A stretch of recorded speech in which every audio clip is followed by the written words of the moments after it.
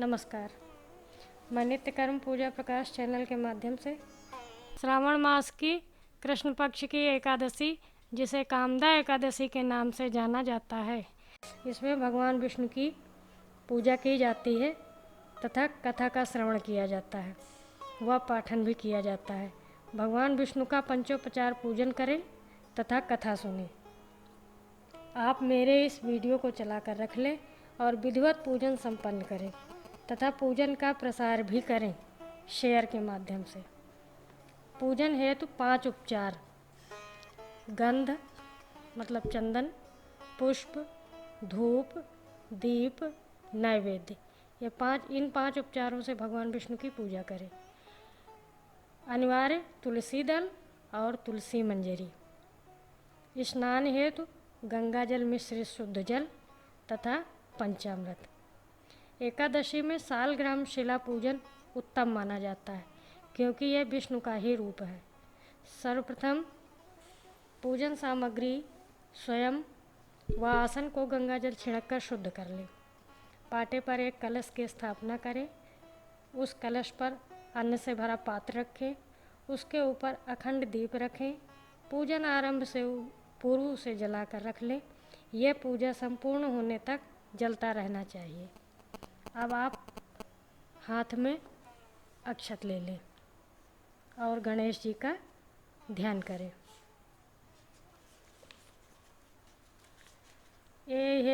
हे रंभ महेश पुत्र, समस्त विघ्नौघ विनाश दक्ष, मांगल्य पूजा प्रथम प्रधान, ग्रहण पूजां भगवन् नमस्ते। ओम भूर्भुवः स्वः सिद्धि बुद्धि सहिताय गणपतये नमः। गणपतिमावाहयामि, स्थापयामि, पूजयामि च। अब हाथ के पुष्प भगवान गणेश पर चढ़ा दें। इसके पश्चात पुनः पुष्प ले लें और भगवान विष्णु का ध्यान करें। नमो अस्तुर्नन्ताय सहस्रमूर्तये, सहस्रपादाक्ष शिरोरुबाहवे, सहस्रनाम्ने पुरुषाय शाश्वते, सहस्रकोटियुगधारिणे नमः। ओम श्रीमन्नारायणाय नमः। ध्यानार्थे पुष्पाणि समर्पयामि। ध्यान के लिए पुष्प समर्पित करें। अब आप आसन के लिए भगवान को पुनः पुष्प हाथ में लेकर निवेदन करें। अनेक रत्न संयुक्तं नानामणिगणान्वितं, भावितं हेममयं दिव्यमासनं प्रतिगृहीताम्। ओम श्रीमन्नारायणाय नमः। आसनार्थे पुष्पाणि समर्पयामि। अब आसन के लिए पुष्प समर्पित करें। इसके पश्चात आप शुद्ध जल, जो गंगा जल मिश्रित है, उसको ले लें और उसके पश्चात एक शुद्ध पात्र में कुमकुम से स्वस्तिक बना लें। थाली जैसा पात्र हो, कुमकुम से स्वस्तिक बना लें। उसके ऊपर तुलसी दल रखें। उसके ऊपर भगवान को स्थापित करें और उसके पश्चात उनको स्नान कराएं। मंदाकिन्यास्तु यद्वारि सर्वपापहरं शुभं, तदिदं कल्पितं देव स्नानार्थं प्रतिगृहीताम्। ओम श्रीमन्नारायणाय नमः।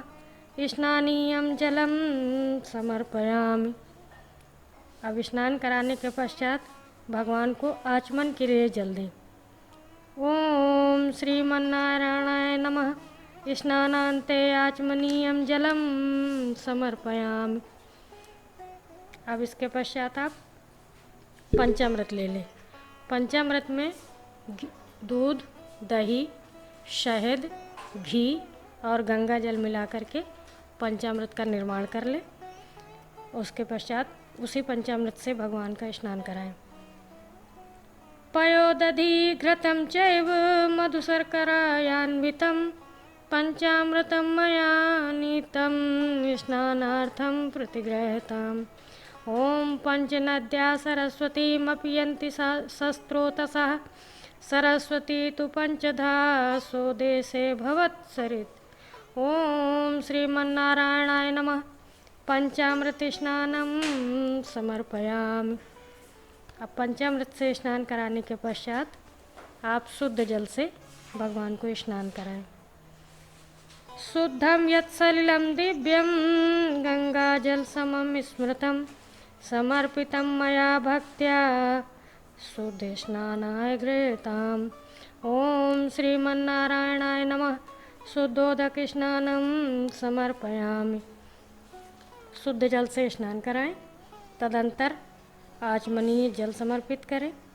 फिर स्वच्छ वस्त्र से पोंछकर तुलसी दल एवं चंदन के साथ शालिग्राम को किसी सिंहासन आदि में बैठाकर आगे की पूजा करें। अब गंध का मतलब होता है चंदन। आप भगवान शालिग्राम को चंदन अर्पित करें। ओम तम यज्ञम वहिर्षि प्रोक्षण पुरुषम जातम अग्रतः तेन देवाजे अयजंत साध्या ऋषयश्च ये।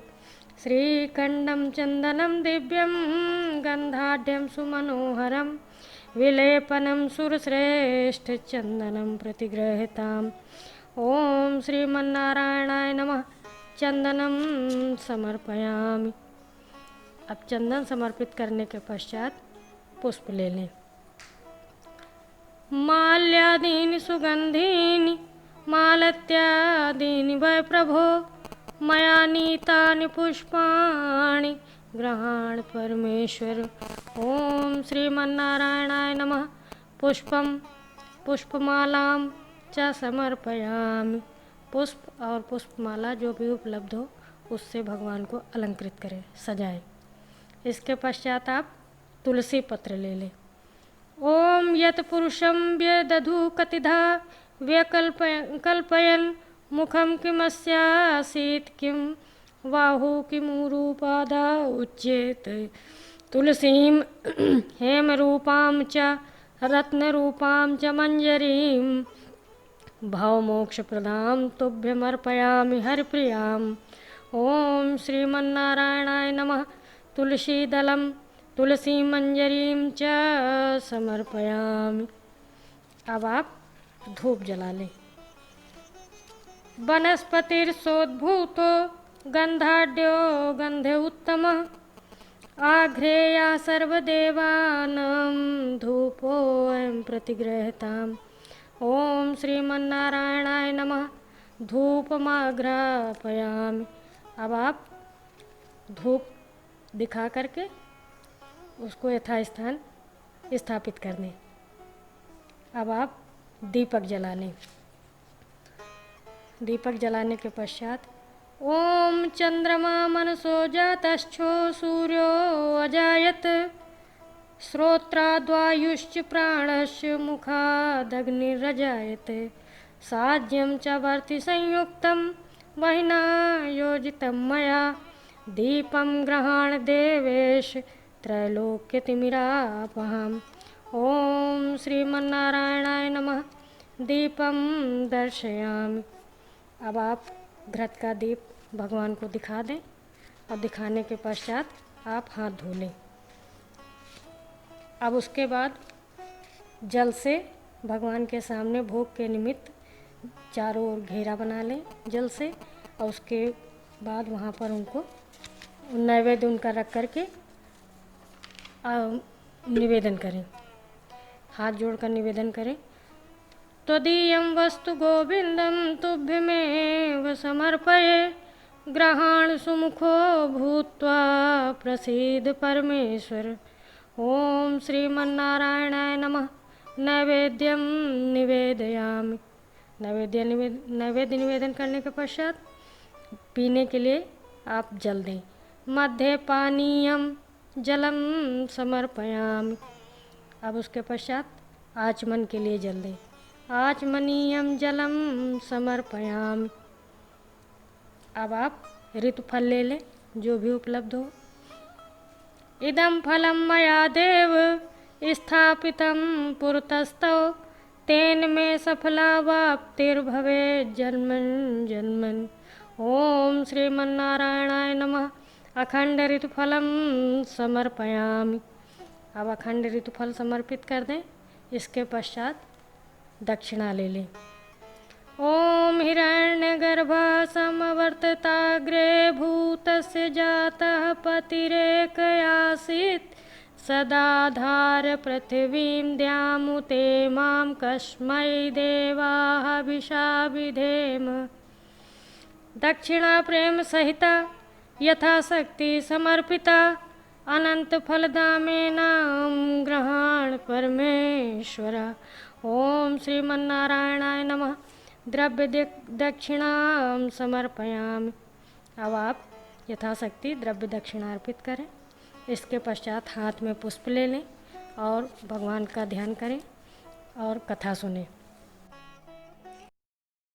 कुंती पुत्र धर्मराज युधिष्ठिर बोले कि हे भगवान, अब आप मुझे श्रावण मास के कृष्ण पक्ष के एकादशी की सविस्तार कथा सुनाइए। उस एकादशी का नाम तथा उसकी विधि क्या है, उसमें कौन से देवता की पूजा होती है। श्री कृष्ण बोले, हे राजन, मैं एकादशी की कथा कहता हूँ, उसे ध्यान पूर्वक सुनो। एक समय इस एकादशी की पावन कथा को भीष्म पितामह ने लोकहित के लिए नारद जी से कहा था। एक समय नारद जी ने पूछा कि पितामह, आज मेरी श्रावण माह की कृष्ण पक्ष की एकादशी की कथा सुनने की इच्छा है, अतः आप एकादशी की व्रत कथा विधि सहित सुनाइए। भीष्म पितामह नारद जी के वचनों को सुनकर बोले, हे नारद जी, आपने मुझसे यह अत्यंत सुंदर प्रश्न किया है। अब आप ध्यान लगाकर सुनिए। श्रावण माह की कृष्ण पक्ष की एकादशी का नाम कामदा एकादशी है। इस एकादशी की कथा के सुनने मात्र से ही वाजपेय यज्ञ का फल मिलता है।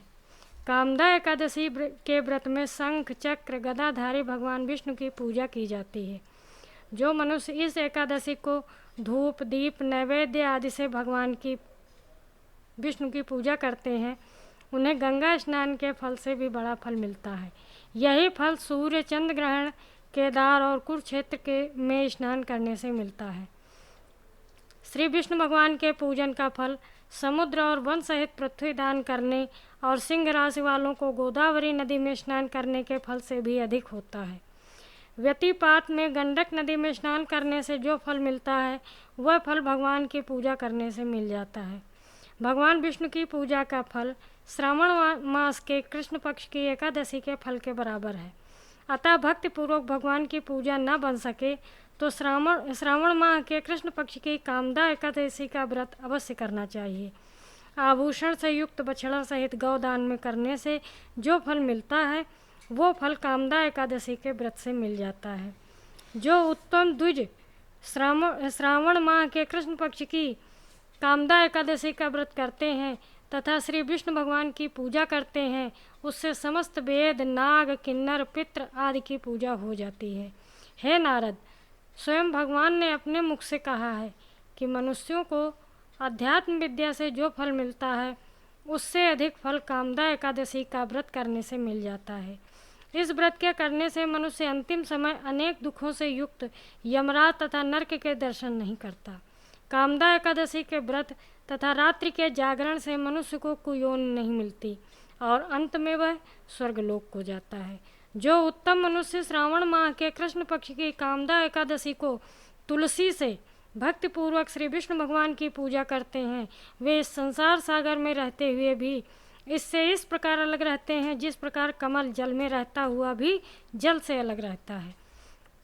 भगवान विष्णु की तुलसी दल से पूजा करने का फल 1 भार स्वर्ण और 4 भार चांदी के दान के फल के बराबर है। श्री विष्णु भगवान रत्न मोती मणि आभूषण आदि की अपेक्षा तुलसी दल से अधिक प्रसन्न होते हैं। जो मनुष्य भगवान की तुलसी दल से पूजा करते हैं, उनके समस्त पाप नष्ट हो जाते हैं। हे नारद, मैं स्वयं भगवान की अत्यंत प्रिय श्री तुलसी जी को नमस्कार करता हूँ। तुलसी जी के दर्शन मात्र से ही मनुष्य के समस्त पाप नष्ट हो जाते हैं और शरीर के स्पर्श मात्र से ही मनुष्य पवित्र हो जाता है। तुलसी जी के जल से स्नान कराने से मनुष्य की समस्त यम यातनाएं नष्ट हो जाती हैं। जो मनुष्य तुलसी जी को भक्तिपूर्वक भगवान के चरण कमलों में अर्पित करता है, उसे मुक्ति मिलती है। जो मनुष्य एकादशी के दिन भगवान के सामने दीप जलाते हैं, उनके पितृ स्वर्गलोक में सुधा का पान करते हैं। जो मनुष्य भगवान के सामने घी या तिल के तेल का दीपक जलाते हैं, उनको सूर्य लोक में भी सहस्त्रों दीपकों का प्रकाश मिलता है। इस व्रत के करने से ब्रह्म हत्या, ब्राह्मण हत्या आदि सभी के पाप नष्ट हो जाते हैं। और जो मनुष्य इस व्रत को करते हैं वे इस लोक में सुख भोग कर अंत में विष्णु लोक को जाते हैं। इस कामदा एकादशी के महात्म्य के श्रवण व पठन से मनुष्य स्वर्ग लोक को जाते हैं। कहने का सार यह है कि भगवान विष्णु सर्वोपरि हैं। वे अपने भक्तों की निश्चल भक्ति से सहज ही प्रसन्न हो जाते हैं। तुलसी जी भगवान विष्णु की प्रिया हैं। भगवान हीरे मोती सोना चांदी से इतने प्रसन्न नहीं होते जितनी प्रसन्नता उन्हें तुलसी अर्पण करने पर होती है। बोलो विष्णु भगवान की जय। आप हाथ के पुष्प भगवान के सामने अर्पित कर दें। इसके पश्चात आरती जला लें। कदली गर्भ संभूतं कर्पूरं तु प्रदीपितम् आरार्तिकमहं कुर्वे पश्चिमे वरदो भव। श्रीमन्नारायणाय नमः। आरार्तिक्यं समर्पयामि। अब हाथ जोड़कर प्रार्थना करें।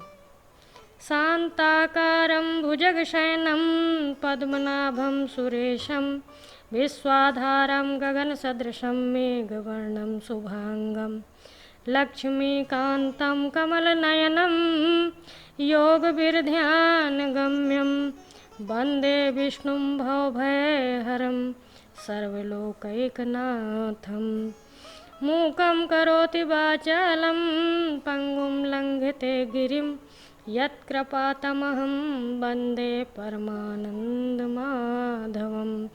पापोऽहं पापकर्माहं पापात्मा पापसम्भवः त्राहि मा पुण्डरीकाक्ष सर्वपापहरो भव। कृष्णाय वासुदेवाय देवकी नन्दनाय च नन्दगोपकुमाराय गोविन्दाय नमो नमः। नन्दगोपकुमाराय गोविन्दाय नमो नमः। गोविन्दाय नमो नमः। अब आप शंख में जल भरकर भगवान के ऊपर घुमाएं और उसको अपने ऊपर तथा जो भी कथा सुन रहा है कथावाचक उनके ऊपर डाल दें। फिर उस शंख मध्य स्थितं तोयं भ्रामितं केशवोपरि अंगलग्नं मनुष्याणां ब्रह्महत्यां व्यपोहति। अब इसके पश्चात आप हाथ में पुष्प लेकर भगवान से प्रार्थना करें। कायेन वाचा मनसेन्द्रियैर्वा बुद्ध्यात्मना वानुसृत्स्वभावात् करोति यद्यत् सकलं परस्मै नारायणायेति समर्पयेत्। ओम श्रीमन्नारायणाय नमः। पुष्पांजलिं समर्पयामि। हाथों के पुष्प भगवान को अर्पित कर दें। उसके पश्चात खड़े होकर के भगवान के चारों तरफ यदि स्थान हो तो परिक्रमा करें। यदि स्थान नहीं है तो आप अपने ही स्थान पर परिक्रमा कर लें। यानि कानि च पापानि जन्मान्तरकृतानि च तानि सर्वाणि नश्यन्तु प्रदक्षिणं पदे पदे। ओम श्रीमन्नारायणाय नमः। प्रदक्षिणां समर्पयामि। भगवान की प्रदक्षिणा कर उन्हें प्रणाम करें। उसके पश्चात पुनः हाथ जोड़कर क्षमा प्रार्थना करें। मंत्रहीनं क्रियाहीनं भक्तिहीनं जनार्दन यत्पूजितं मया देव परिपूर्णं तदस्तु मे। यदक्षरपदभ्रष्टं मात्राहीनं च यद्भवेत् तत्सर्वं क्षम्यता देव प्रसीद परमेश्वर। ओम श्रीमन्नारायणाय नमः। अब आप जो चरणामृत भगवान का नहलाया हुआ रखा है, भगवान का चरणोदक अति पुण्यप्रद कल्याणकारी है। वह सभी पाप तापों का समूल उच्छेद कर देता है। अतः श्रद्धा भक्तिपूर्वक पूजन के अंत में इसे सर्वप्रथम ग्रहण करना चाहिए। उसके पश्चात आप भगवान का जो भी नैवेद्य लगाया है उसको स्वयं लें और उसके पश्चात सभी भक्तजनों में वितरित करें। पूजनान्तरं विष्णोर्पितं तुलसीदलं भक्षये देहशुद्ध्यर्थं चान्द्रायण शताधिकम। इस प्रकार भगवान के भोग में जो तुलसी दल है उसको भी प्रसाद रूप में ले लेना चाहिए। इस प्रकार आप अब इस वीडियो को खोल करके रख लें और अपनी पूजा विधिवत संपन्न करें तथा पूजन का प्रचार और प्रसार करने के लिए, ताकि और लोग भी लाभान्वित हों, इसको शेयर करें, सब्सक्राइब करें और जो भी अशुद्धि हो या जो ना अच्छा लगे उसके बारे में आप कमेंट्स करें। धन्यवाद।